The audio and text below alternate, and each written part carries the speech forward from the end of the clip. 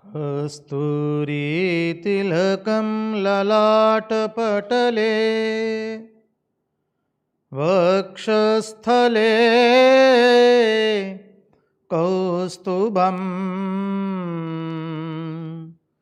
नासाग्रे वरमौक्तिकं करतले वेणुकरे कङ्कणम् सर्वाङ्गे हरिचन्दनं सुललितं कण्ठे च मुक्तावली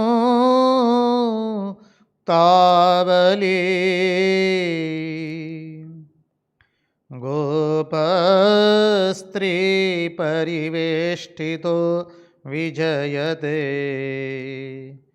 गोपालचूडामणिः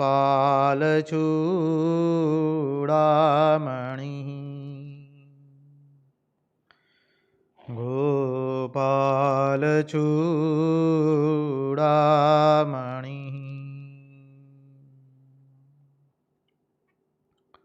स्वस्ति श्री गणेशाय नमः। श्री सरस्वत्यै नमः। श्री गुरुभ्यो नमः। नारायणं नमस्कृत्य नरं चैव नरोत्तमं देवीं सरस्वतीं व्यास ततो जयमुदीरयेत्। नमस्ते शारदे देवी सरस्वती मतिप्रदे वसत्वं मम जीवहाग्रे सर्वविद्याप्रदा भव। अखण्डमण्डलाकारं व्याप्तं येन चराचरं तत्पदं दर्शितं येन तस्मै श्रीगुरवे नमः। सच्चिदानन्दरूपाय विश्वोत्पत्त्यादिहेतवे तापत्रयविनाशाय श्रीकृष्णाय वयं नुमः। ॐ नमः परमहंसास्वादित चरणकमलचिन्मकरन्दाय भक्तजनमानसनिवासाय श्रीरामचन्द्राय विश्वसर्गविसर्गादि नवलक्षणलक्षितं श्रीकृष्णाख्यं परं धाम जगद्धाम नमामि तत्। ॐ स्थापकाय च धर्मस्य सर्वधर्मस्वरूपिणे अवतारवरिष्ठाय रामकृष्णाय ते नमः। मुखं करोति वाचालं पङ्गुं लङ्घयते गिरिं यत्कृपात्महं वन्दे परमानन्दमाधवम्। कृष्ण कन्हैया लाल की जय, भक्तवत्सल भगवान की जय, वृंदावन विहारी लाल की जय, भागवत भगवान की जय, भागवत भक्त भगवान की जय। ओम नमो भगवते वासुदेवाय। नारायण नारायण नारायण नारायण। सर्वप्रथम हम पूज्यपाद स्वामी आदि भवानंद जी महाराज के चरणों में अपने सश्रद्धेय प्रणाम निवेदित करते हैं। तत्पश्चात पूज्यपाद निखिलेश्वरानंद जी महाराज के चरणों में सश्रद्धेय प्रणाम निवेदित करते हैं। उपस्थित पूज्यपाद प्रभु सेवानंद जी महाराज एवं पूज्यपाद शंकरेशानंद जी महाराज सह समस्त सन्यासी महात्माओं के चरणों में एवं विरक्तों के चरणों में हमारे हृदयपूर्वक के प्रणाम निवेदित करते हैं और इस दृश्य श्राव्य माध्यम से जो कोई भी इस भागवत रसामृत का रसपान कर रहा है, उन सब के हृदय में निवासित उस अनंत अखंड अविनाशी परब्रह्म परमात्मा को मुहुर मुहुर वंदन करके आइए हम भागवत भगीरथी में अवगाहन करें।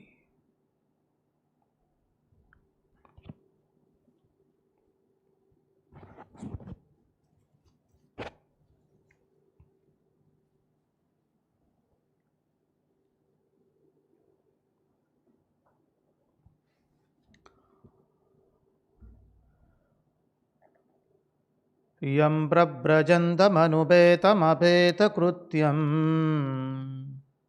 द्वैपायनो विरहकातर आजुहाव पुत्रेति तन्मयतया तरवोऽभिनेदु तं सर्वभूतहृदयं मुनिमानितोऽस्मि।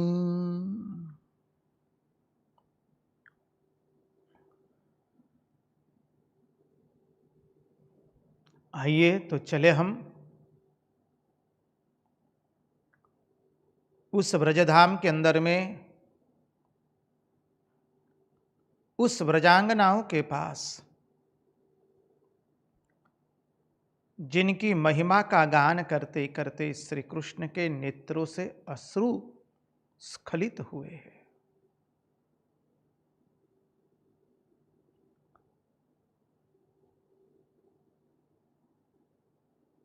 गोपांगनाओं की महिमा का वर्णन करते करते श्री कृष्ण गदगद हो गए हैं। और अपने प्रिय सखा उद्धव जी, जो बृहस्पति के साक्षात शिष्य है, उनके परम प्रिय सखा है और उनके विशेष मंत्री है, उनको प्रेम की दीक्षा के लिए व्रजांगनाओं के पास भेजते हैं।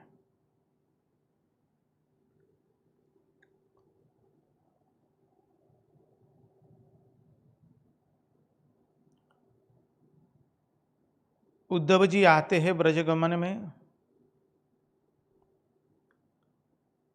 व्रजधाम में पधार चुके हैं उद्धव जी। नंद बाबा एवं यशोदा से मुलाकात करते हैं। हमारे शुकदेव जी भगवान को श्री कृष्ण विरह में व्रज अत्यंत सुना है, वह मंजूर नहीं है।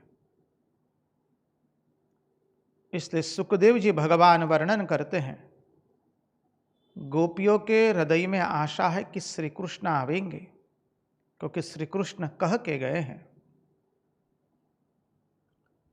इसलिए जब भगवान आवे तो व्रज सुना न लगे,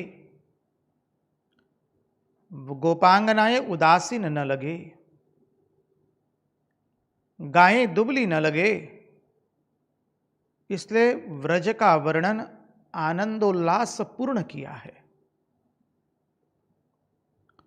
अनेक कवियों ने व्रज का वर्णन अन्य तरीके से किया है। हम तो श्रीमद् भागवत के मूल तत्व में जो वर्णन है उसी के ऊपर हमारा ध्यान केंद्रित करेंगे। हमें स्वयं को भी यही भाव भाता है।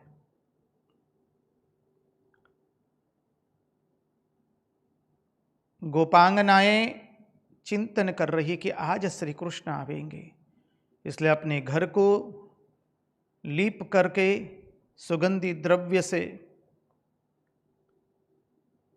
सजा करके, स्वयं नूतन वस्त्र आभूषण पहन करके अपने वैदिक परंपरा का निर्वाह कर रही है। गोपियों में इतनी भक्ति होने पर भी, इतना अद्भुत विशुद्ध प्रेम होने पर भी उन्होंने एक भी वैदिक सनातन धर्म की परंपरा का त्याग नहीं किया है। श्राद्ध आदि परंपरा, देवताओं की परंपरा, प्रातः उठ करके सूर्य नारायण भगवान से लेकर सब देवताओं की पूजा,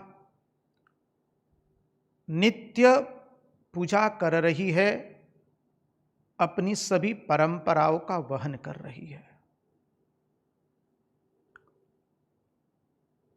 उद्धव जी नंद बाबा से मिलते हैं, नंद बाबा उनका सुंदर स्वागत करते हैं। बाद में नंद बाबा श्री कृष्ण प्रेम में कैसे मतवाले हुए वो हमने चिंतन किया।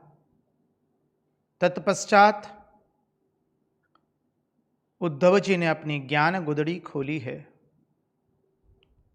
और नंद बाबा को समझाया है अनेकों तरह से।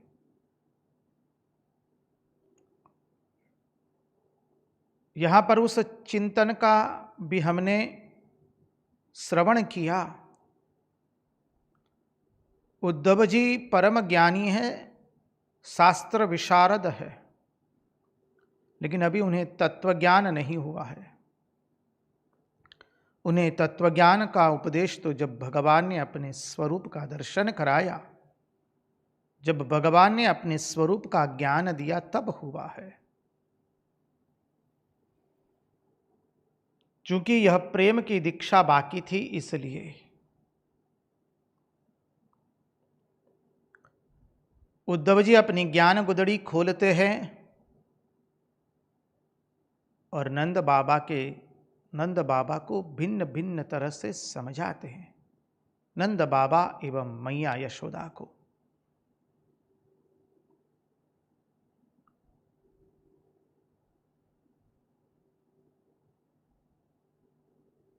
जब उद्धव जी बोल दिए, ओ बाबा, श्री कृष्ण से अतिरिक्त इस संसार में और कुछ है ही नहीं, तब नंद बाबा चुप हो गए। उद्धव जी का ज्ञान प्रेम की सर्वोत्कृष्ट अवस्था का प्रतिपादन करता है। श्री कृष्ण के अतिरिक्त इस संसार में, भुवन मंडल में कहीं कुछ है ही नहीं।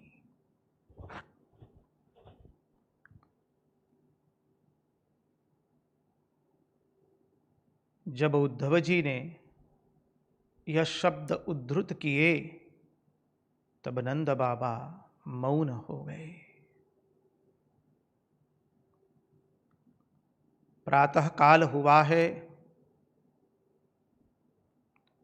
गोपियां अपने नित्य क्रम के अनुसार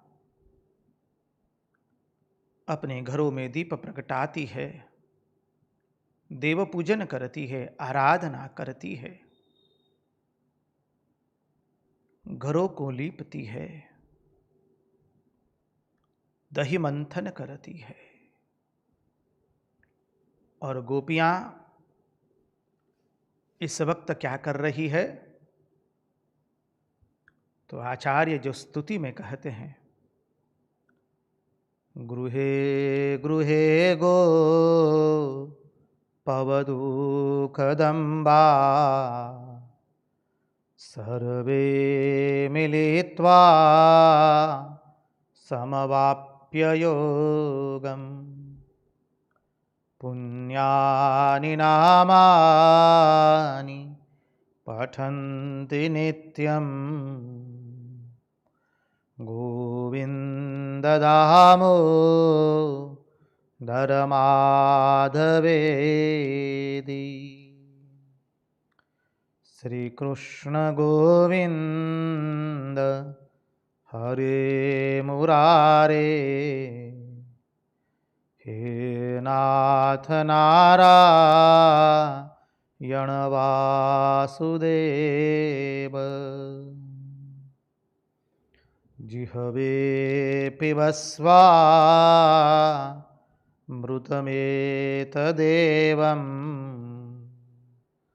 गोविन्द दामोदर माधवेति।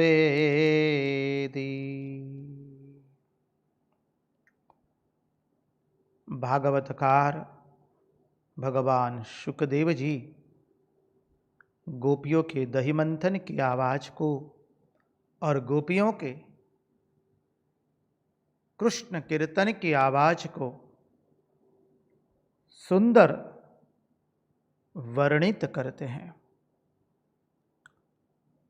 कहते हैं उद्गायति नाम रविंदलोचनम व्रजांगनानां दिवमस्पृशध्वनिः व्रजांगनानां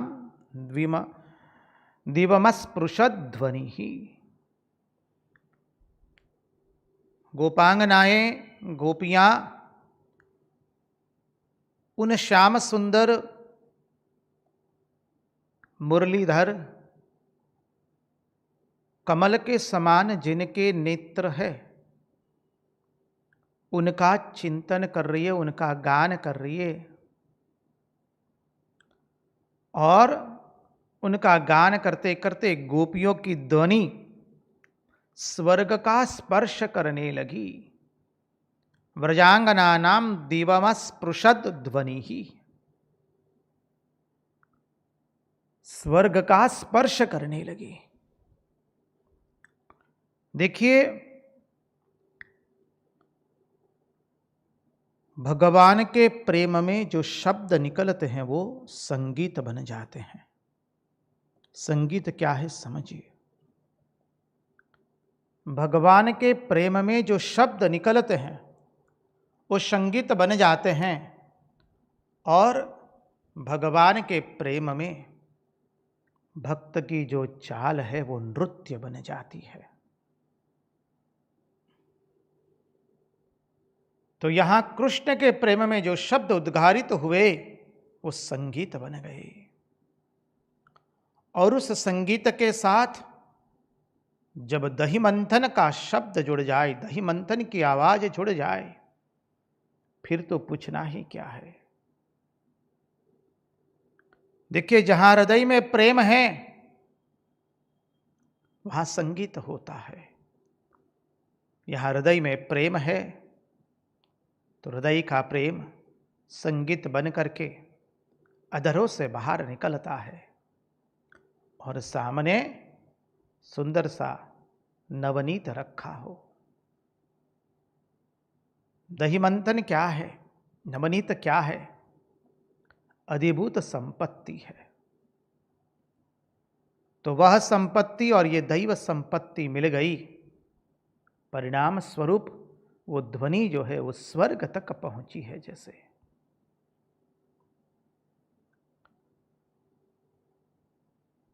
आगे भागवतकार कहते हैं निरस्यते ये न दिशाम मंगलम, इसके कारण दिशाएं सब मंगलमय हो गई। जहां जहां भगवान का नाम संकीर्तन होता है वह दिशा पवित्र हो जाती है।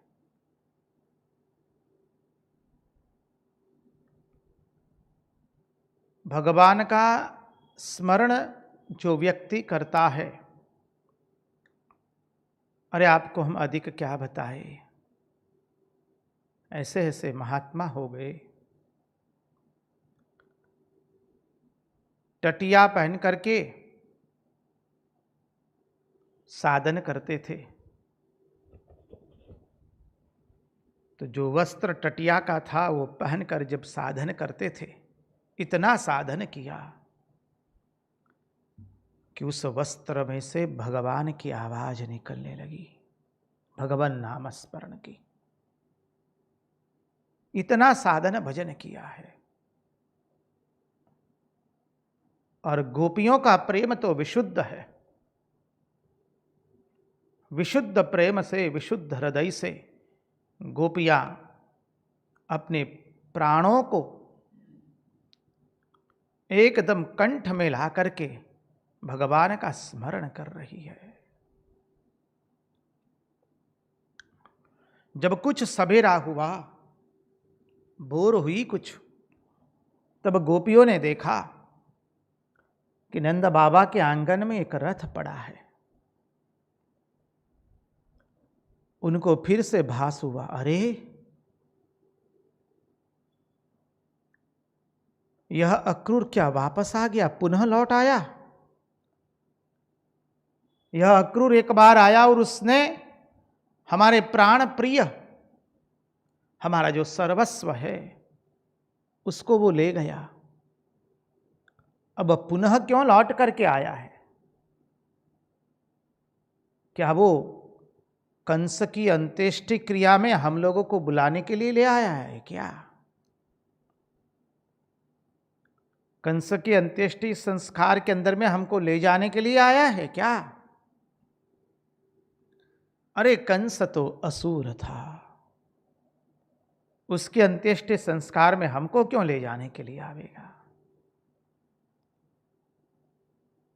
जैसे गोपियों के हृदय में पुनः एक बार बहुत बड़ी गहरी, जैसे गहरा घाव हो गया, गहरी दीवार बन गई। नंद बाबा के महल के बाहर उस रथ को देख करके एक क्षण के लिए हृदय स्तंभित हो गया। ये क्यों आया होगा? पुनः क्यों आया रथ हमारे व्रजधाम में? देखिए, ये प्रेम का सिद्धांत है, ये प्रेम की लीला है। श्री कृष्ण विरह में जो विरही हो चुके हैं, विशुद्ध प्रेम के विरह की गाथा है, उसे समझने का प्रयास करना है। शुकदेव जी महाराज कहते हैं कि गोपियों ने देखा जैसी वेशभूषा श्री कृष्ण की है, वैसे ही वेशभूषा ये कोई नए आगंतुक की है। उसके बाहु भी लंबे लंबे हैं, उसने कमल पुष्पों की माला पहनी है। अरे लगता है ये तो श्री कृष्ण का ही पीतांबर पहन करके आया है। उसके कर्णों में मणिकुंडल है, अरे हास्य बदन है। अरे इसके आभूषण भी तो श्री कृष्ण के ही आभूषण है। इसने वस्त्र भी हमारे कन्हैया का पहन करके रखा है, इसके आभूषण भी हमारे कन्हैया के आभूषण है। अब तो गोपियां प्रसन्न वदन हो गई। ये कौन है जो हमारे प्राण प्रिय सखा के वस्त्र और सखा के आभूषण पहन करके आया? गोपियां प्रसन्न वदन होकर के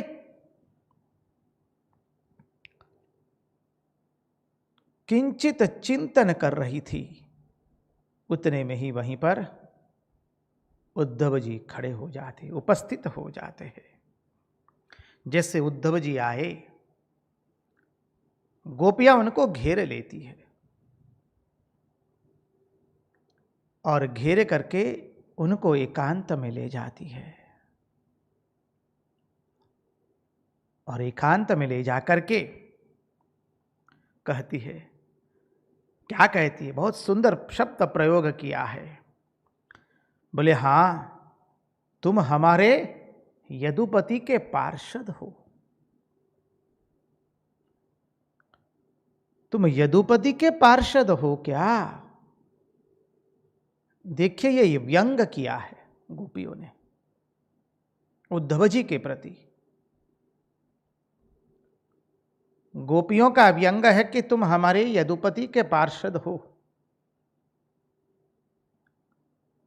अर्थात हमारे श्याम सुंदर के नहीं हो। तुम मथुरा नरेश के हो, जो भी यदुपति बने हैं। मथुरा नरेश की ओर से तुम आए हो, तुम हमारे कन्हैया की ओर से नहीं आए हो। जब मथुरा नरेश की ओर से आए हो तो निश्चित ही उसने तुमको अपने माता पिता के संदेश देने के लिए भेजा होगा।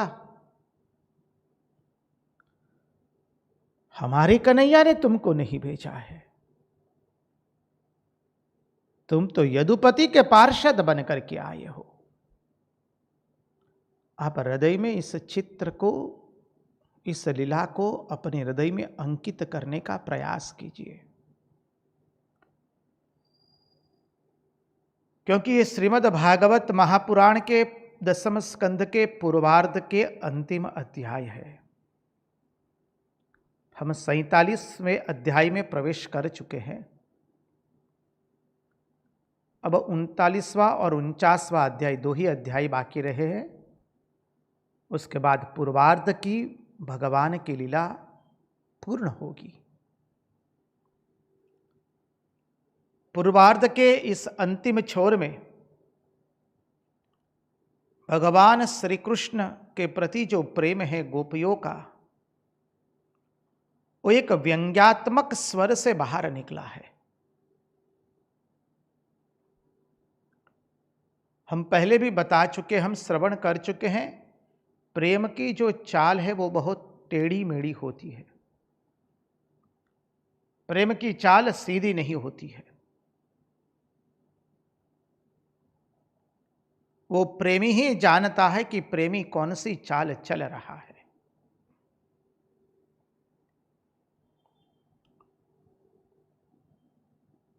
अब आइए चिंतन करें, गोपियां उद्धव जी को व्यंग से कह रही है, हमारे कन्हैया ने तुझे नहीं भेजा है। अरे हमारे कन्हैया का तो तूने दर्शन ही नहीं किया है। तुम यदि हमारे कन्हैया का दर्शन करते तो यहां नहीं आ पाते, यहां कतई तुम नहीं आ पाते, क्योंकि हमारे श्याम सुंदर का जो दर्शन एक बार कर देता है, फिर उसके नेत्र जगत का दर्शन करते नहीं है। निश्चित तुम यदुपति के पार्षद बन करके आए हो। जब यदुपति के पार्षद बन करके आए हो तो अवश्य यदुपति ने अपने माता पिता के लिए कोई संदेश भेजा होगा, अन्यथा हमारी याद उसको क्यों आवे? अन्यथा यह यदुपति हमारी याद क्यों करे?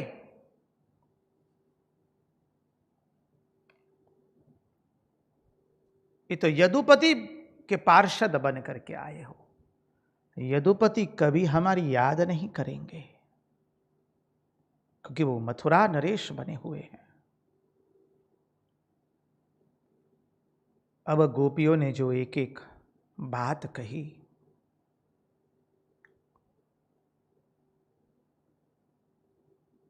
एक एक बात जैसे हृदय को चुभती है।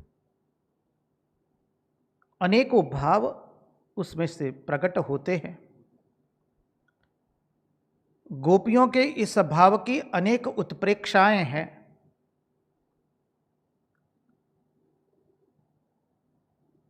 कतिपय उत्प्रेक्षाओं को देखने का प्रयास करेंगे।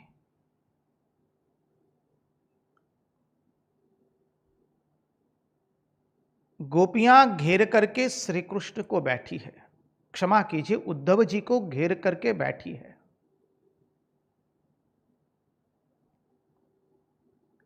और उद्धव जी को श्री कृष्ण के प्रति उलाहना दे रही है, उद्धव जी को बोल करके, और कह रही है वो यदुपति कैसा है जानते हो तुम?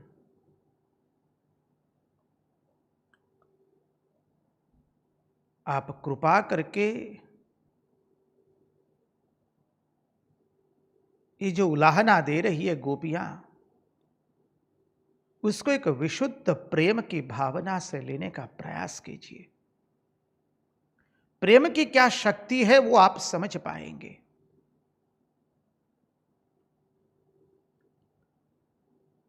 गोपियां कहती है जैसे भंवरा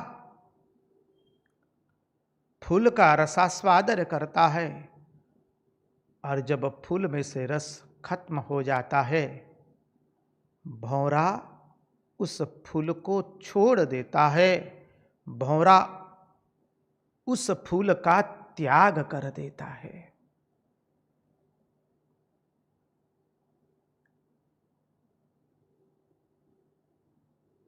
धनी व्यक्ति के संग में जो गणिका होती है, वो गणिका देखती है कि धनी के पास अब धन नहीं रहा, तो गणिका धनी व्यक्ति का त्याग करती है, धनी व्यक्ति को छोड़ देती है।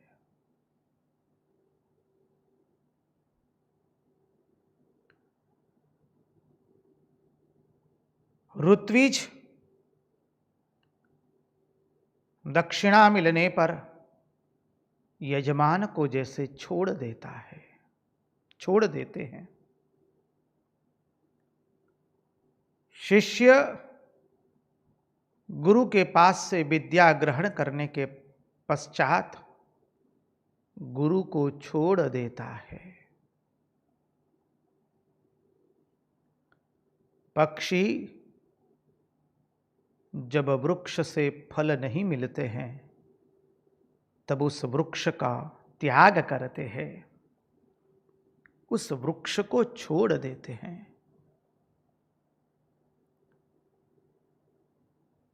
नगर की प्रजा अपने राजा को असमर्थ देख करके राजा का त्याग करती है, राजा को छोड़ देती है। वैसे ही ओ उद्धो, श्री कृष्ण ने हमारा त्याग किया है। क्या भावना है। ओ उद्धो, हम तुमको क्या बताए,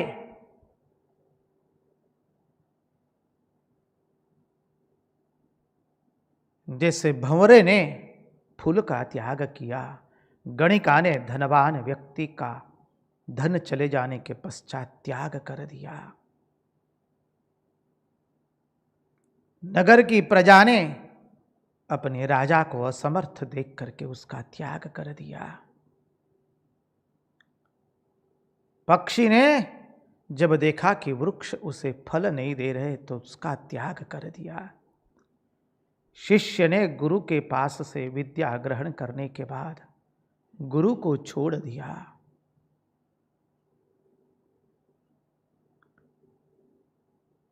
ऋत्विजों ने यजमान से दीक्षा लेने के बाद यजमान को छोड़ दिया।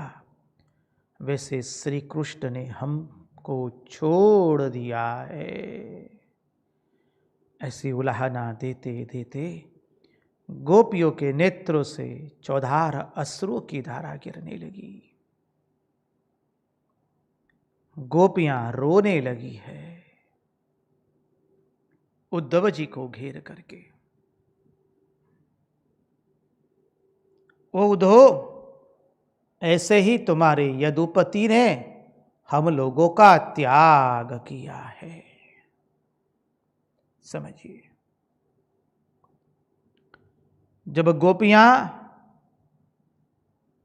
उद्धव जी को घेर करके इस तरह से उलाहना दे रही थी, उसी बीच में एक भ्रमर आ गया। भ्रमर भी काला है, कन्हैया भी काला है, दोनों का वर्ण श्याम है। अब कन्हैया के प्रति जो उलाहना है, उद्धव जी के प्रति जो उलाहना है, वो उस भ्रमर को उद्देशित करके गोपियां कहती है। विशेष करके उद्धव जी को उलाहना देते हुए, उद्धव जी पर व्यंग करते हुए अपनी भावनाएं को, श्री कृष्ण के प्रति जो भावना है उनके हृदय में, उसको एक व्यंग्यात्मक रूप देते देते उस भ्रमर को कह रही है।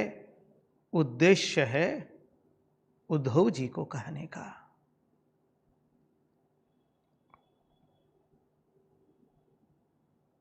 ये बहुत सुंदर प्रसंग है। प्रेम की विशुद्ध लीला है। इसको अन्यथा रूप से मत समझिए, मत लीजिए। और गोपियां जब गाती है भ्रमर गीत, हम अधिकांश भ्रमर गीत के प्रत्येक श्लोक को लेंगे, प्रत्येक श्लोक का चिंतन करने का प्रयास करेंगे। सुंदर श्लोक है, गोपियां गाती है। आइए हम उसका पठन करने का, श्रवण करने का, चिंतन करने का प्रयास करेंगे।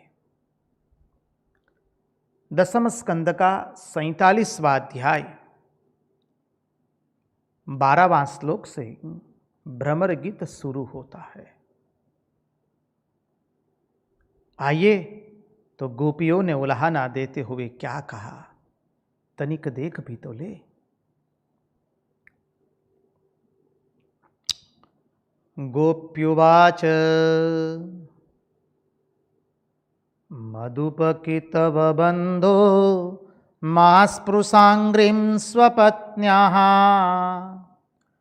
कुचविलुलितमाला कुङ्कुमश्मश्रुभिर्नः। मधुपकितव बंधो मा स्पृशांग्रिं सपत्न्याः कुचविलुलितमाला कुङ्कुमश्मश्रुभिर्नः। वहतु मधिपतिस्तन्मानिनीनां प्रसादं यदसदसि विडम्ब्यं यस्य दूतस्त्वमीदृक्।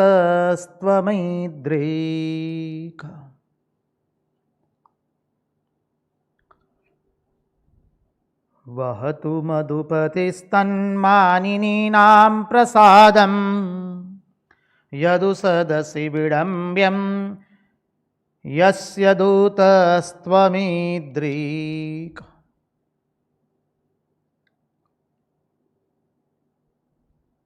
भ्रमर गीत की शुरुआत हो चुकी है। गोपियां उद्धव जी को कहती है, ओ उद्धव। श्लोक का भावार्थ देखने का प्रयास करेंगे।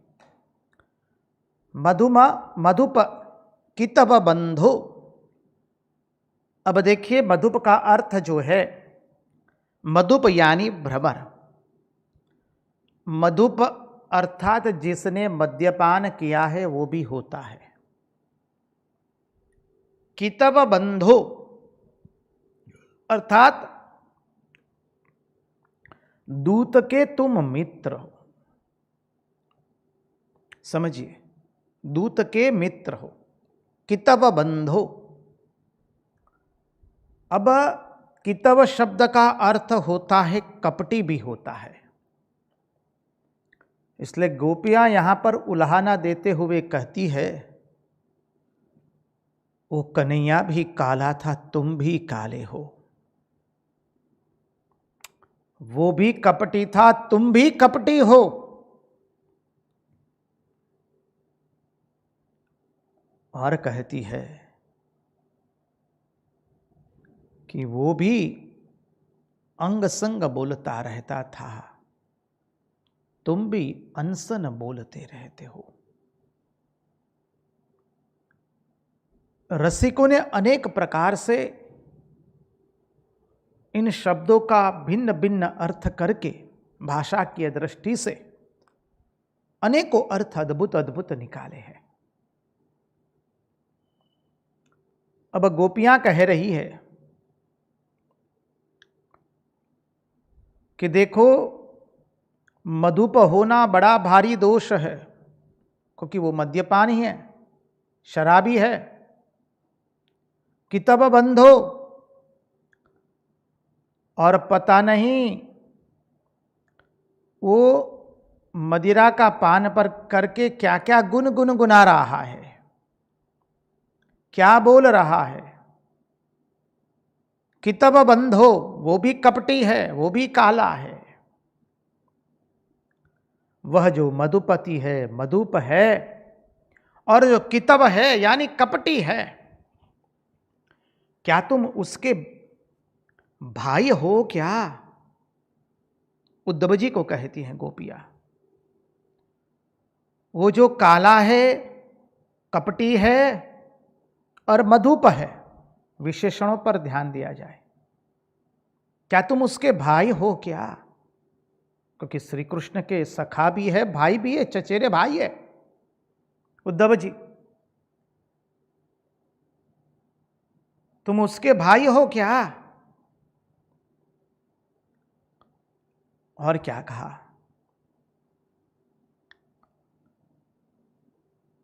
तुम जो ये पुष्पमाला पहन करके आए हो, कुच विलुलित माला कुंकुमस्मश्रुभीर नह, शब्द को समझिए। अरे तुम जो तुम्हारी दाढ़ी के अंदर में, मुछ के अंदर में तुम जो ये पीला पीला केसर लगा के लाए हो, कहां से लाए हो? निश्चित तुम वो मथुरा की जो गोपियां हैं, मथुरा की जो नारियां हैं, उनके वक्षस्थल पर लगा केसर तुम अपनी मूछ में लगा करके आए हो भ्रमर। और कहती है, अरे तुम उस कपटी के भाई हो, तुम उस कपटी के दूत हो, उस छलिया के दूत हो, मत छुओ हमारे पांव। क्योंकि उद्धव जी पांव छूने जाते हैं गोपियों के, प्रणाम करने जाते हैं। तब कहती हैं गोपियां भ्रमर को, अरे मत छुओ तुम हमारे पांव, तुम कितने वेश उर हो, अपनी मूछों के अंदर में, अपनी दाढ़ी के अंदर में ये पीला केसर तुम कहां से लेकर आए हो? वो तो मथुरा के में बसती नारियों के वक्षस्थल का केसर होगा, और वह केसर तुम अपनी मूछ में लगा कर आए हो, किंतु उन मानिनियों का प्रसाद वह मधुपति धोया करे। तुम्हारे लिए तो ये बदनामी ही कराने वाला है। कितना सुंदर भाव व्यक्त करती है गोपियां। भाव पर चिंतन कीजिए। तुम्हारा वह केसर धोकर यहां आना अत्यंत हास्यास्पद है, उपहास्यास्पद है, गोपियां कहती है। अब गोपियां देखिए, स्वयं ही प्रश्न करती है, स्वयं ही उत्तर दे रही है भ्रमर को उद्देशित करके। यदि तुम कहोगे कि हमने भी उनके अधरामृत का पान किया है, अरे कपटी सुनो उद्धव, भ्रमर को कहती है, अरे भंवरे सुन ले, उनका अधरामृत तो हमको केवल एक ही बार पान करने को मिला है, और वो भी उन्होंने दिया है, उन्होंने जबरदस्ती करके दिया है। देखिए रसिकों ने बहुत सुंदर रस लिया है। यहां पर गोपियां का प्रेम इतना है कि उन्होंने अधरामृत का पान किया है, लेकिन प्रेम में गिनती नहीं होती है। प्रेम में कितनी भी बार पियो तो ऐसा ही लगेगा जैसे एक ही बार पिया गया है। प्रेम में गिनती नहीं होती है। इसलिए गोपियां कह रही है कि उनके अधरामृत का पान तो हमने केवल एक ही बार किया है, और वो भी उन्होंने दिया है, क्योंकि प्रेम में तृप्ति नहीं है, वहां बहुत बार नहीं होती, बहुत मार नहीं होती है। देखिए, यदि कोई किसी से मिले और कहे कि हम जब मिल रहे, कितने दिनों के बाद मिल रहे, और उसके उत्तर में सामने वाली व्यक्ति कहते, अरे ना जी ना, अभी 6 माह पूर्व तो हम मिले थे, तो समझ लीजिए जो कह रहा है कि हम कितने दिनों के बाद मिल रहे हैं, उस व्यक्ति में तो प्रेम भरा हुआ है, लेकिन जिसने उत्तर दिया ना जी ना, अभी 6 माह पहले ही तो मिले हैं, तो समझ लीजिए उस व्यक्ति का हृदय जो है वज्र के जैसा है, कठोर है। उसके हृदय में प्रेम की द्रवता नहीं है। इसलिए गोपियां यहां कहती है, क्या कहती है? अरे हमको तो एक ही बार उसका अधरामृत पान करने को मिला है, और वो भी उसने जबरदस्ती करके दिया है। समझिए। और गोपियां कहती है केवल एक बार उसने अपनी मोहिनी अधर सुधा का पान कराया है। गोपियां इस श्लोक में उद्धव जी को कहती है, उद्धव तुम जो मथुरा नरेश के यदुपति के दूत बन करके आए हो। उद्धव जी को कह रहे हैं भंवरा को निमित्त बना करके। अब भंवरे को कह रही है, उद्देश्य है उद्धव जी के प्रति। भंवरा तू भी काला है, वो भी काला था। तू भी कपटी है, वो भी कपटी था।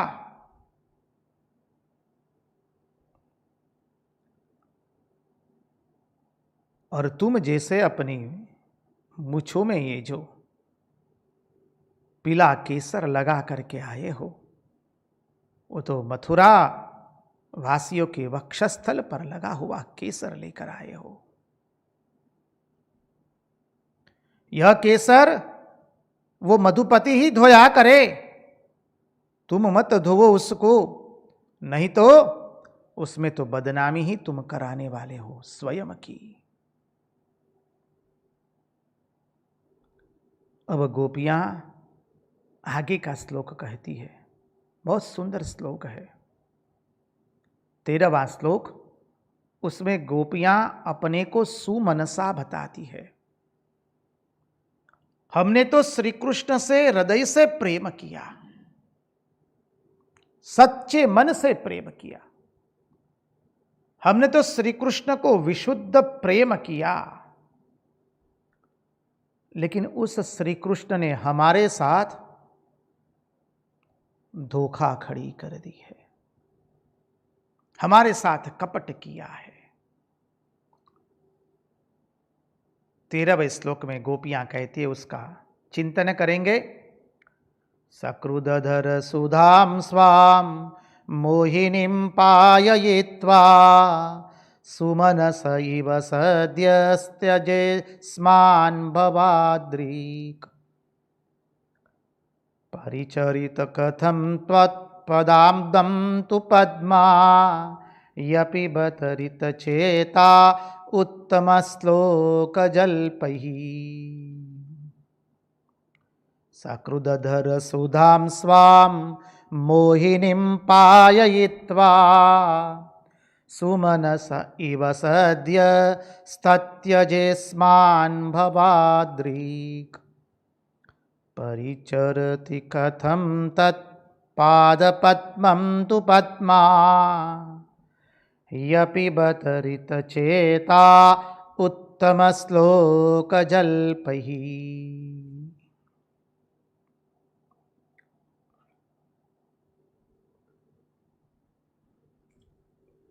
गोपियां यहां पर अपने को कहती है सुमनस इव। गोपियों ने अपने आप को स्वयं को यहां पर सुमनस बताया है। गोपियों ने कहा हमने तो पवित्र मन से, विशुद्ध मन से श्री कृष्ण से संबंध बनाया था। अब देखिए, भाषा की दृष्टि से देखें तो ये संबंध बनाया था, ये गलत होता है, क्योंकि प्रेम की भाषा में और गोपियों का जो संबंध था वो तो अनादि काल से है। जब अनादि काल से है तब वो अनंत काल तक रहेगा। ऐसा नहीं है कि संबंध किसी एक काल में बना, तो जिस काल में कोई एक काल में संबंध बना तो कोई एक काल में संबंध टूटेगा। तो यहां तोड़ना और जोड़ना, जोड़ना और तोड़ना नहीं है।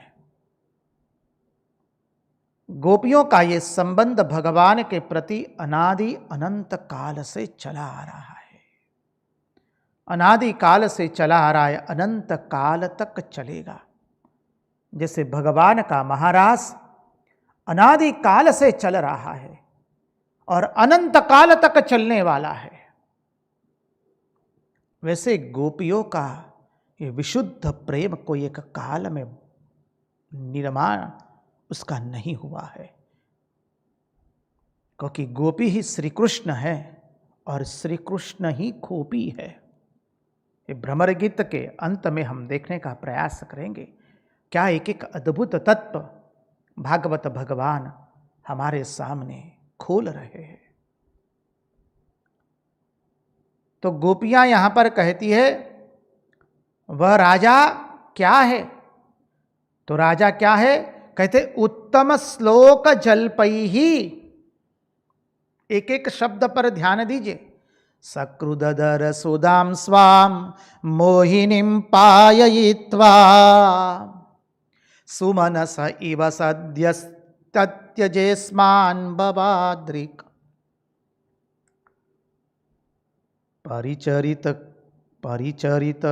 परिचरति कथं तत् पादपद्मं तु पद्मा यपिबतरित चेता उत्तम श्लोक जल्पहि। वह राजा क्या है, श्री कृष्ण उत्तम श्लोक है, उनका यश बहुत बढ़िया है, उनके यश को सब लोग उनके यश का गान कर रहे हैं। उत्तम लोग उनका यश उपश्लोकन कर रहे हैं। वे कोई न कोई जल्प अर्थात गप्पाबाजी कर देते हैं। समझिए, कोई न कोई गल्प बना करके, कोई न कोई जल्प बना करके, शब्द प्रयोग पर ध्यान दीजिए। सकृदधर सुदाम स्वाम मोहिनीं पाययित्वा सुमनस इव सद्यस्तत्यजेस्मान् भवाद्रिक।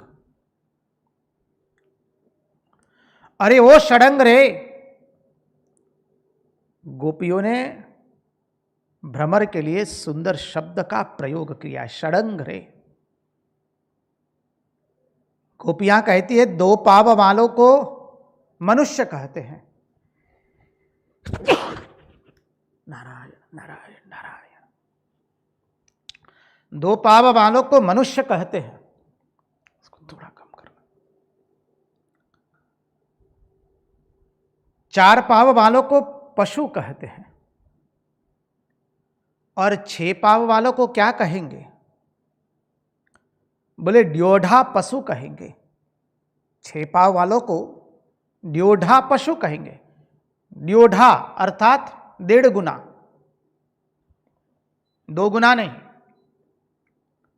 तो भ्रमर के तो वैसे 6 पाव होते हैं, इसलिए उसको कहा ड्योढ़ा पशु, 2 गुना से कम।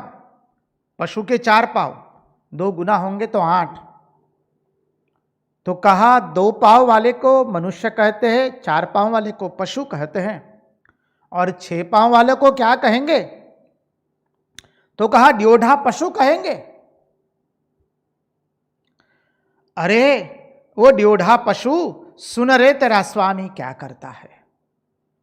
वो हर बार जल्प अर्थात गप्पे बना बना करके, उसकी वाणी में ऐसी मिठास है, उसकी वाणी इतनी मधुर है कि वो गल्प बना बना करके, जल्प बना बना करके, हम तो क्या कहे, लक्ष्मी जी को उसने गल्प बना कह करके लक्ष्मी जी को मोहित कर दिया है। चरति कथम तत्पाद पद्मम तु पद्मा। इसलिए लक्ष्मी जी सब समय उनके पाद पद्मों की सेवा कर रही है। वो ऐसे बड़े बड़े गल्प बनाता है, गल्प बना बना करके लक्ष्मी जी जो भोली भाली है उनके मन को वो हरण कर लेता है, उनके साथ कपट करता है वह, और कपट करके लक्ष्मी जी के मन को हरण करके लक्ष्मी जी उनकी पाद पद्मों की सेवा करती है।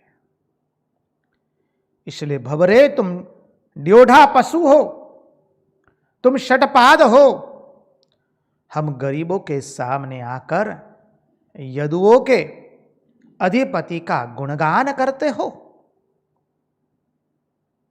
हम तो गांव के गवार है, तुम हमारे सामने आकर के यदुपतियों का गुणगान करोगे तो तुम्हें क्या मिलेगा? हम तुमको क्या देंगी? हम तो तुम्हें भी जान गई है, तुम ड्योढ़ा पशु हो। अरे उनका गुणगान क्या करते हो? अरे वो तो हमारे लिए अब पुराने पड़ गए हैं। क्या सुंदर बात बताती है। प्रेम जब व्यंग बन करके निकलता है तो देखिए उसका भाव, उस भाव को ग्रहण करने का प्रयास कीजिए आप लोग।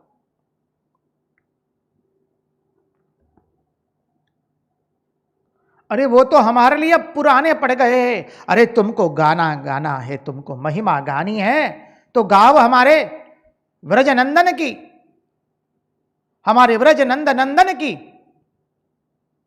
उनकी गाथा गाओ तुम, हमारे व्रज नंदन की गाथा गाओ। वो तो हमारे लिए अब पुराने पड़ गए हैं। अरे आगे चतुर्थ 14वें श्लोक में अद्भुत भाव आने वाला है। उसी भाव को इस भाव के साथ जोड़ करके हम कहते हैं, गोपियां कहती है, अरे तू काहे को चाटुकरी करता है रे हमारी? बार बार आकर के गुनगुनाता है, अपने यदुपति के गुणगान गाता है। हम तो गांव की गवार है, हम तुम्हें क्या दे पाएंगी? हम तो बेघर बार है, हमारा कोई घर नहीं है। हम तो गरीब गांव की गवार है, हम तुमको क्या दे पाएगी? तू काहे को उनका इतना गुणगान करता है? और गोपियों ने आगे की श्लोक में सुंदर वर्णन करते हुए कहा, और गोपियां कहती है, अरे भवरे तू हमारी चाटुकरी मत कर, तू चला जा यहां से, अब हमें उसके गुणगान नहीं सुनने हैं। क्योंकि उसने कपट करके करके हमारा मन भी मोहित कर दिया, और बाद में हमारा ऐसा त्याग किया है कि हम तुम्हें क्या कहे। तुम जैसे फूल में रस नहीं होने से तुम फूल का जैसे त्याग कर देते हो, वैसे ही उसने हमारा त्याग कर दिया है। 14वें श्लोक में कहती है, किमिह बहुषडंग्रे गायसे त्वं यदूनाम् अधिपतिं गृहाणां मदाग्रो न पुराणम्। किमिह बहुषडंग्रे गायसे त्वं यदूनाम् अधिपतिं गृहाणाम् अग्रतो न पुराणम्। विजय सख सखीनां गीयतां त्वत्प्रसंगः क्षपितकुचुरजस्ते कल्पयन्तिष्टमिष्टाः। बहुत सुंदर भाव है। विजय सख सखीनां गीयतां तत्प्रसंग क्षपितकुचरजस्ते कल्पयन्तिष्टमिष्टाः। किम इह बहुषडंग्रे। षडंग्रे, षडंग्रे का अर्थ समझिए भ्रमर है। गायसी त्वम यदूनाम अधिपतिम, गायसी त्वम यदूनाम अधिपतिम अगृहाणाम अग्रतः न पुराणम विजय सख सखीनाम गीयताम तद प्रसंग क्षपित कुचरजस्ते, क्षपित कुचरजः ते कल्पयन्ति इष्टम इष्टाः। संधि विच्छेद किया। कल्पयन्ति इष्टमिष्टाः, कल्पयन्ति इष्टमिष्टाः।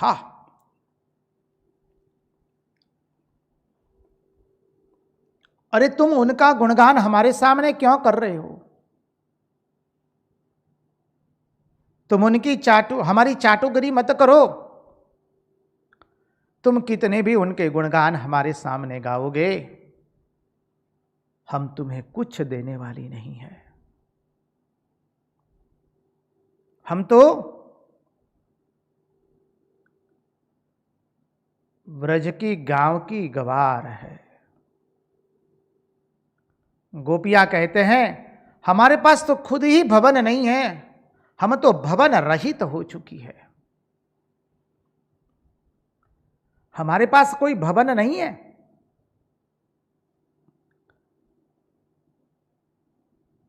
गोपियां कहती है कि तुम कितने भी उनके गुणगान करोगे हमारे सामने, हमारे पास कुछ हो तब तो हम तुम्हें दे पाएंगी।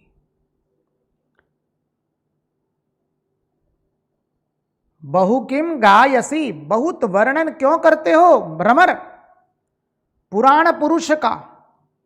विजय सखा, अर्जुन के सखा है। अर्जुन तो सब जगह विजयी हो रहा है।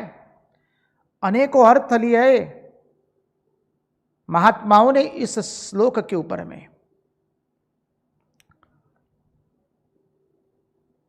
तू सखीनाम, उनकी सखियों को सुनाओ, जो उनकी अभी नई नई सखियां बनी है, मथुरा की नारियां, उनके पास जाओ और उनको तुम उनकी लीलाओं का गुणगान करते करते उनकी लीलाओं को सुनाओ। वो नई नई नारियां है, वो सुन लेगी, वो मोहित हो जाएगी। हम तो तनिक भी मोहित होने वाली नहीं है। हमारे लिए तो उसकी वो सब लीलाएं अब पुरानी पड़ गई है। वो उनकी नई नई आराधिका है, उनको वो पसंद आवेंगी। तुम हमारी अब चाटुकरी मत करो। गोपियों ने अद्भुत भाव प्रकट किया है। इस भाव को गूढ़ार्थ से देखने के लिए महाराज से विनती करेंगे, उसके पहले एक सुंदर भजन प्रस्तुत करें।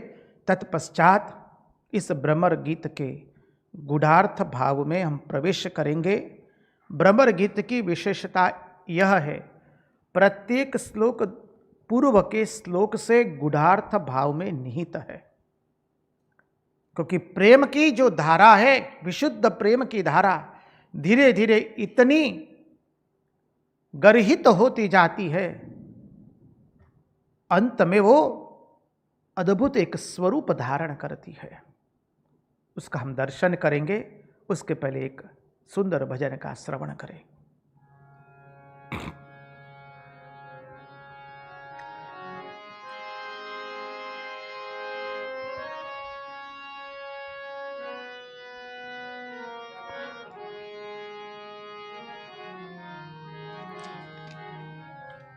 धीरे धीरे, हाँ, एकदम सुंदर।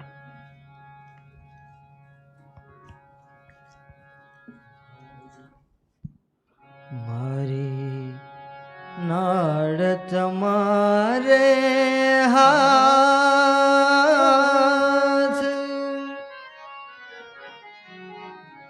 मारी नाड़ तुम्हारे हाथ, हरी संभाल जो रे मारी, मुझने पोतानो जानीने प्रभु,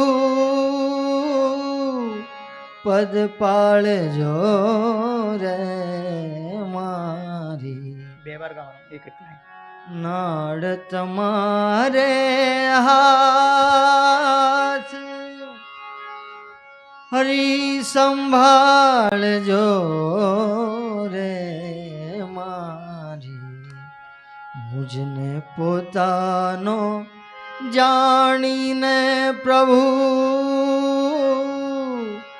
પદ પાળજો રે મારી નાડ તમારે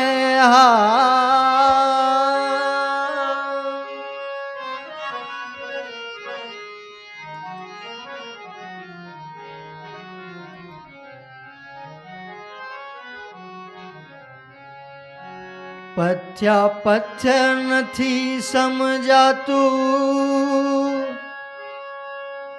દુઃખ સદેવ રહે ઉભરાતું પથ્યા પથ્ય નથી સમજાતું દુઃખ સદેવ રહે ઉભરાતું મને હશે શું હવે થાતું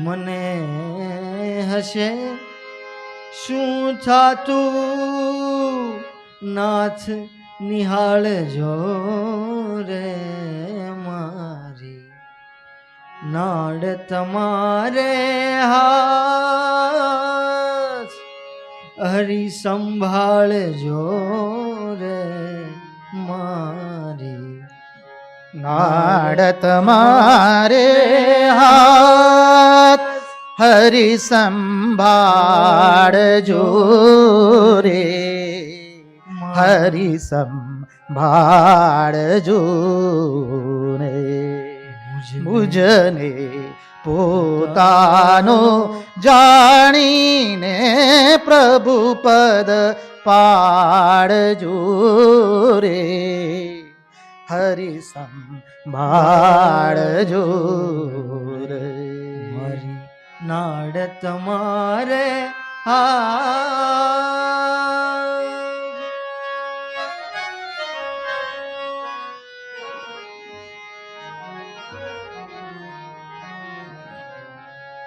પથ્યા પત્ય નથી સમજાતું દુઃખ સદૈવ રહે ઉભરાતું પત્યા પત્ય નથી સમજાતું દુઃખ સદૈવ રહે ઉભરાતું મને હસે શું થાતું નાથ નિહાળજો રે હરિ સંભાળજો ને નાડ તમારે હાથ હરિ સંભાળજો રે હરિ સંભાળજો રે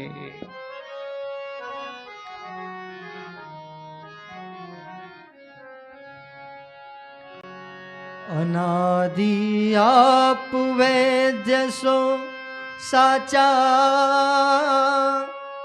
કોઈ ઉપાય વિશે નહીં કાચા અનાદિ આપ વૈદ્ય છો સાચા કોઈ ઉપાય વિશે નહીં કાચા દિવસ રહ્યા છે ટાંચા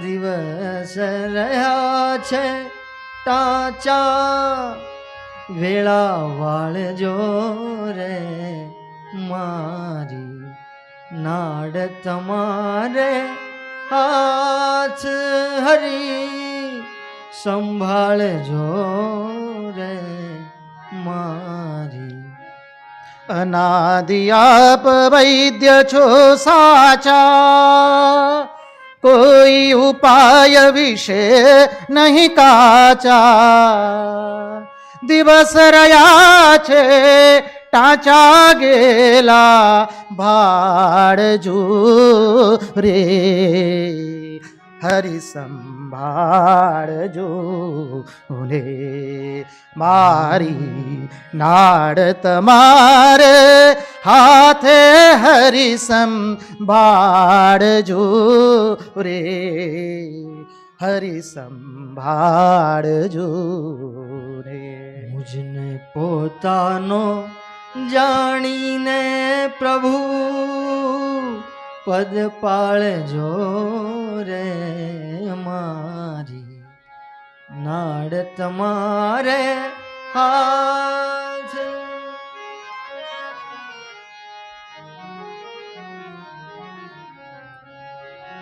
વિશ્વેશ્વર શું હજી વિસારો બાજી હાથ છતાં કહારો વિશ્વેશ્વર શું હજી વિસારો વિશ્વેશ્વર શું હજી વિસારો બાજી હાથ છતાં કા હારો મહામુજારો મારો નટવર ભાળજો રે હરિ ભાળજો રે વિશ્વેશ્વર શું હજી વિસારો બાજી હાથ છતાં કહારો મહામુજારો મારો નટવર મહામુજારો મારો નટવર ટાળજો રે મારી નાડ તમારે હાથ હરિ સંભાળજો રે હરિ સંભાળજો રે મુજને પોતાનો જાણીને પ્રભુ પદ પાળજો રે મારી નાડ તમારે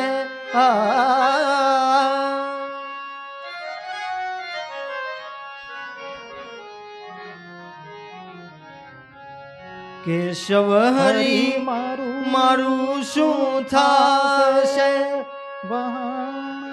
ધાણવડો શું ગઢ ઘેરાશે કેશવ હરિ મારું શું થાશે વહાણ વયો શું ગઢ ઘેરાશે કેશવ હરિ મારું શું થાશે વહાણ વયો શું ગઢ ઘેરાશે લાજ તમારી જાશે ભૂદર ભાળજો રે હરિ સંભાળજો ને કેશવ હરી મારું શું થાશે ધાણવડો શું ગઢ ઘેરાશે લાજ તમારી જાશે ભૂધર લાજ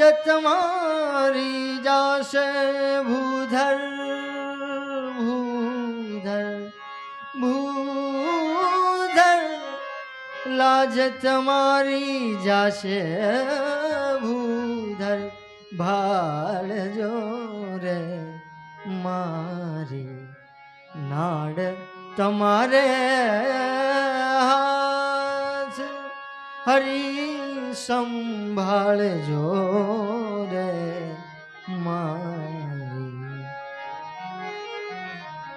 મુજને પોતાનો જાણીને પ્રભુ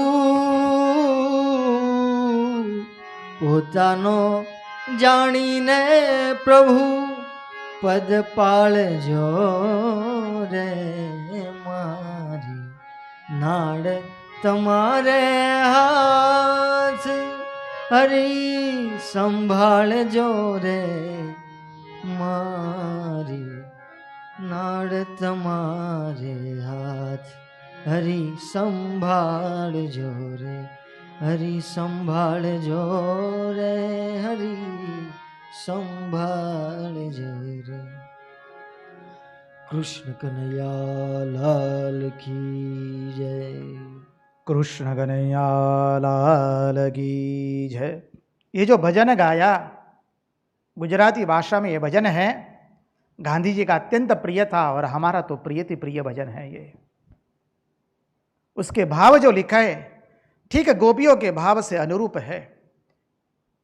हम पूरा भजन तो आपको एक एक पंक्ति का अनुवाद करके नहीं सुनाएंगे अभी, क्योंकि आगे का श्लोक देखना है। भावार्थ बता दे।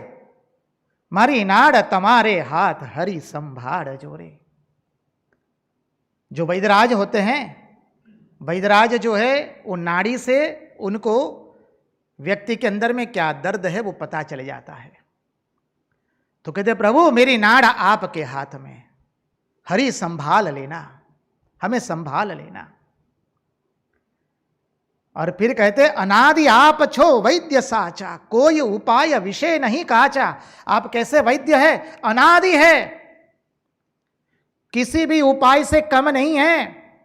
अनादि आप वैद्य छो साचा, कोई उपाय विषय नहीं काचा। कहते दिवस रया छे टाचा गेला भाड़ जूरे, हरि संभाड़ जो उन्हें। अब तो कतिपय दिन बचे हैं, अब हमारे जीवन में ज्यादा दिन नहीं है। प्रभु हमें संभाल लेना। क्या अद्भुत भाव है। जैसे माझी की नौका मध्य दरिये के बीच में आ गई है, समुद्र के बीच में आ गई है, और अब तूफान आया है चारों ओर से, और माझी को पता है अब नौका डूबने वाली है। और जब माझी जिस तरह से भगवान को आर्त बन करके प्रार्थना करता है, ठीक यही भाव है। अंतिम पड़ी पंक्ति जो है, केशव हरि मारूसु था से वहाण वयोसु घड़गेरा से। केशव हरि मारूसु था से वहाण वयोसु गड़गेरा से। लाज तमारी जासे भूधर भाड़ जोरे। कन्हैया को पुकार दिया, वो केशव जब हमारा नौका डूब जाएगी क्या तब तुम बचाने आओगे? भावार्थ है। और यदि तुमने हमको अभी नहीं बचाया तो सुन लो केशव, यहां कवि के नाम के साथ साथ श्री कृष्ण का नाम जुड़ा हुआ है। सुन लो, लाज तमारी जासे भूधर। ओ प्रभु आप तो भूधर है, आपकी लाज जाने वाली है, हमारी कोई लाज तो है ही नहीं। लाज तमारी जासे भूधर भाड़ जोरे, हरि संभाड़ जोने। बहुत सुंदर भजन है, गांधी जी का अत्यंत प्रिय भजन भी था वो। और ये भजन के भाव अद्भुत भाव है। आइए तो अब हम तो चले आगे। गोपियां उद्धव जी को क्या कह रही है?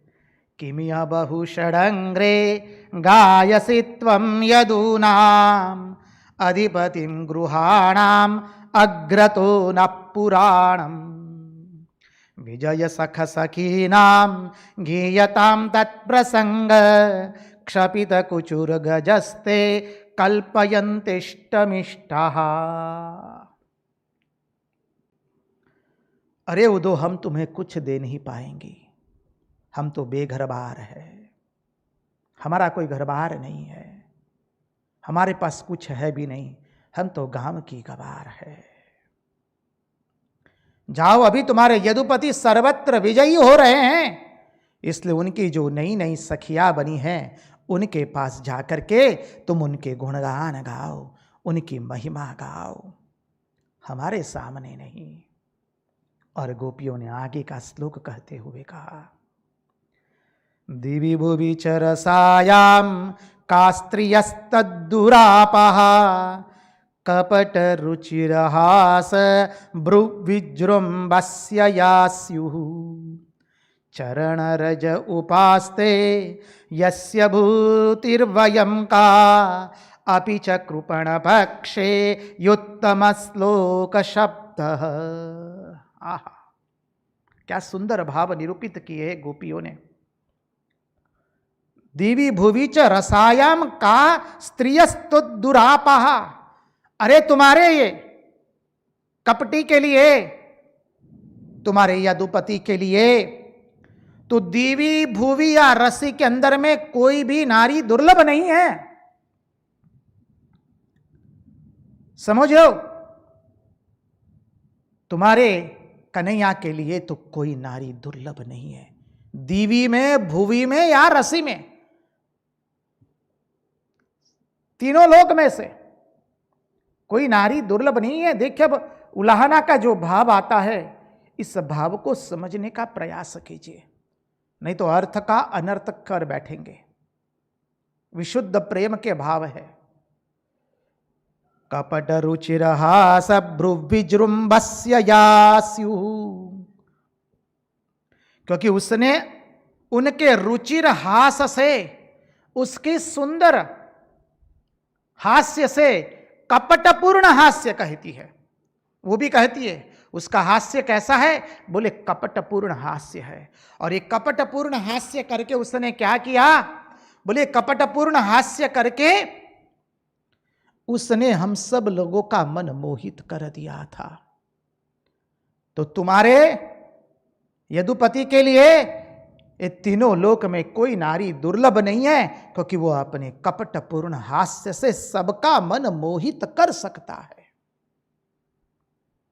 अरे तुमको अधिक क्या किया है, उसने लक्ष्मी जी को गल्प सुना सुना करके, जल्प से गप शब्द आया है, लक्ष्मी जी को गल्प गल्प सुना सुना करके लक्ष्मी जी का मन अपनी ओर मोहित कर दिया।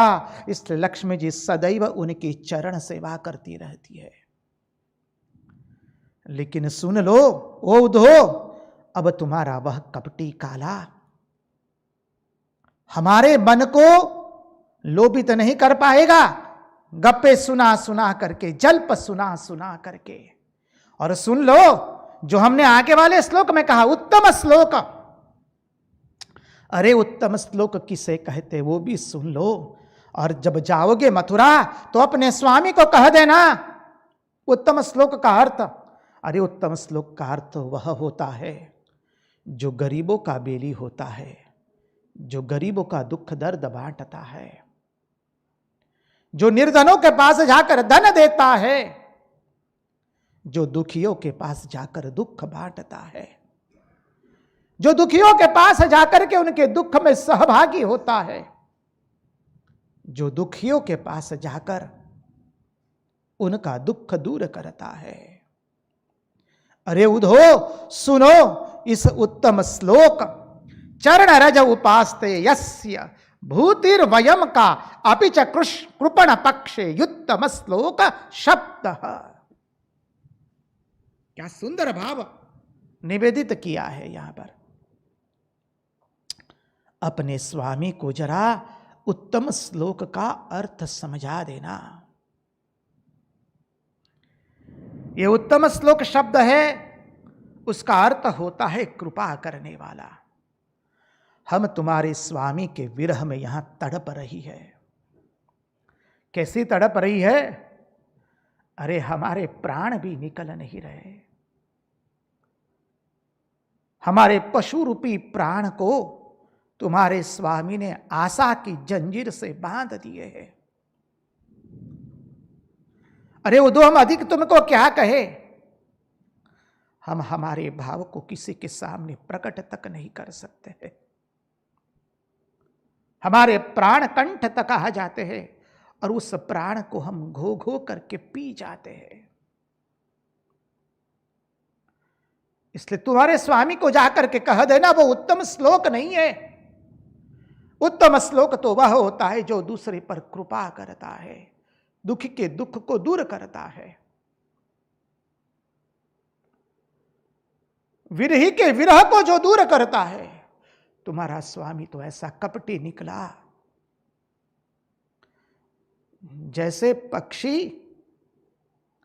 वृक्ष के पास से फल प्राप्त न करने के कारण वृक्ष का त्याग कर देते हैं। ऋत्विज जैसे दक्षिणा लेने के पश्चात यजमान का त्याग कर देते हैं।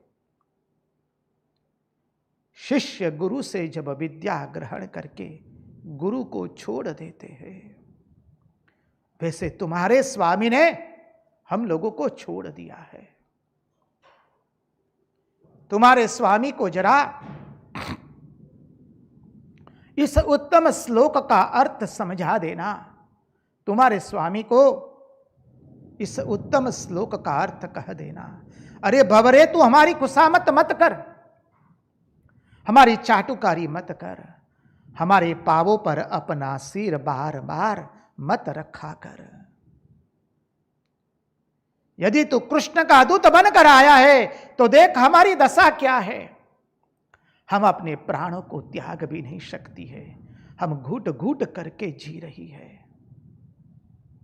तड़प तड़प करके जी रही है कृष्ण विरह के अंदर में, जिसके लिए हमने अपने पति को छोड़ा, अपने संतानों को छोड़ा, अपना धर्म छोड़ा, अर्थ छोड़ा, काम छोड़ा, मोक्ष तक छोड़ दिया। अरे हमने अपने संतानों का भी त्याग किया है। किसी मां के लिए अपना संतान छोड़ना बहुत कठिन बात होती है, वो उसका कलेजा का टुकड़ा होता है। हमने सर्वस्व छोड़ा उसके लिए। आज वही तुम्हारा स्वामी हमारा त्याग करके चला गया है। और कह दिया महात्माओं ने आके कैसे त्याग करके गया है। जैसे धनी व्यक्ति कोई होता है और उसका गणिका के साथ जो संबंध होता है, गणिका देखती है जब धनी व्यक्ति के पास से धन खत्म हो गया है तो गणिका जैसे धनी व्यक्ति का त्याग करती है, वैसे तुम्हारे स्वामी ने हमारा त्याग किया है। हमारा आप सबसे नम्र निवेदन रहेगा, इस विशुद्ध प्रेम के उलाहना भरी भावों को समझने का प्रयास कीजिए। उसको और गुढ़ार्थ से हम देखेंगे आने वाले सत्र में। आज यहीं पर वाणी को विराम देते हुए उन्हीं की वाणी उन्हीं के चरणों में समर्पित करते हुए उन्हीं से हम मांगते हैं, प्रभु हमारे मन की मति गति और रति आपके चरणों में बनी रहे। कृष्ण कन्हैया लाल की जय, भक्तवत्सल भगवान की जय, वृंदावन विहारी लाल की जय, भगवान श्री राम कृष्ण देव की जय, सब संतन की जय, सब भक्तन की जय। ओम नमः पार्वती पतये, हर हर महादेव हर।